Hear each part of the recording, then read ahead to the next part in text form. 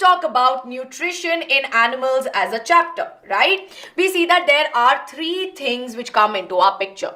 So the first thing that we will be talking about is nutrition in humans, right? So we will be talking about nutrition in humans and how that happens. Now this is the first thing. Now the second thing that we will be doing is talking about cows, or I would use the term ruminants here.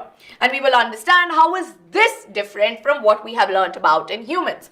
And last but not the least, we will be talking about nutrition in unicellular organisms like amoeba. So these are the three things that we are going to be covering today.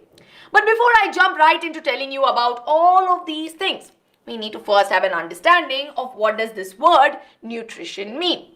Now we know that nutrition can be simply defined as the process by which we take in food and we utilize it for growth, for development, for obtaining energy, and so on and so forth. Now why is food important to all of us? Because we know that food is the fuel that drives our body. And within food, we see that there are various nutrients which are present, which provides us or helps us in growth, development, obtaining energy, so on and so forth. Now, when we talk about nutrients, we have again macro and micronutrients. Now, macronutrients mainly includes your carbohydrates, proteins, and fats. While your micronutrients that are there mainly include your vitamins and minerals. Now, looks like it's very simple. Take in the food, your body utilizes it, and well and good, we are done with our work.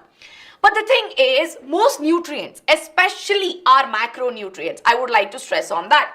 Our macronutrients that are there, they exist in complex forms, right? So we see that they exist in a form that cannot be really utilized by our body directly, okay? So this complex form cannot be utilized directly. Which is why the first thing that needs to happen to the food is certain processing, where this complex form is converted into simpler forms, but simpler soluble forms, right? So you can think of it like as a factory. Now when you talk about any factory, for example, let's say maybe a factory that makes, clothes, right? Your raw material is cotton. And we cannot just take cotton as it is and stick it on our body and say it becomes clothes. It needs to be converted into a form which can be used by us, right? And we see that there will be many machines that will come together and that will help you do this.